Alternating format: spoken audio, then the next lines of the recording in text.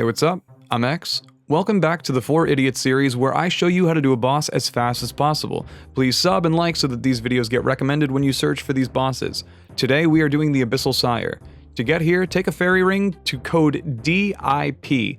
Once you're here, there are 4 different chambers in each corner. Click the eye outside to see if the chamber is empty or just hop worlds. For gear, you'll want a good range switch or magic switch. Crystal and F-Bow are great for range, and Shadow and Saying or Trident is great for magic. You only really need a small range and magic swap, so if it doesn't bump up your damage or accuracy by a ton, then it probably would not be worth it to bring. You'll also want your best melee gear. Torva is obviously going to be the best, but whatever you have will work. Fang is now the best thing here, but an arc light on stab will also work fine. You can also bring a good special attack weapon like claws or a crystal halberd, but it's not necessary. When you run in, the boss will become inactive until you mess with him. We're going to want to stay in this area here while he is awake to avoid the tentacles whacking us. Then you will hit him with any shadow spell. Keep in mind that the lower spells have a lower chance of hitting, but you can cast this with any gear. If you're low HP between kills, you can also blood barrage him during his sleepy phase. While he is stunned, you will need to destroy 4 of his respiration thingies. Each of them have 50 HP. The best thing that we can do is range or mage them here to avoid running all the way towards them. Typically in high damaging gear it will take about 2 shots, but keep an eye out for your XP drops.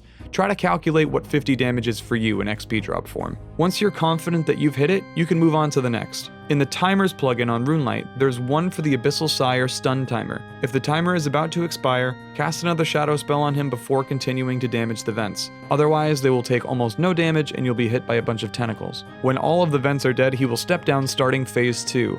Pray melee here and stab him as best you can. He can spawn these little minion things that will grow the longer that they are on the field, and they will become bigger and more damaging guys, but you can kill them while they're small if you think that these will be an issue for you and your gear, but otherwise just tank it. If he spawns this pool of fumes underneath you, move 2 tiles from where you were standing when they were spawned.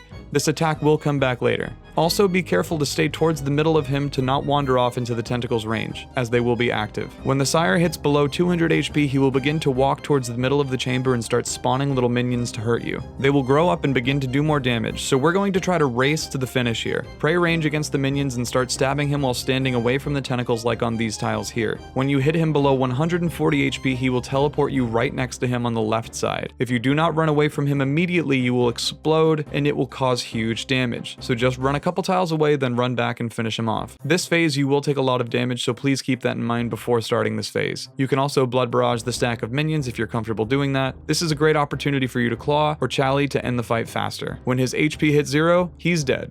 Some players will keep ults in this room with them to recharge their special attack and supplies to avoid running back, so feel free to play around with that if you have friends or ults. Don't be fooled by his dying animations that you've gotten unsired, and if you do get an unsired, I wish you luck. Just don't have better luck than I have. I hope that this was helpful, and I will see you next time.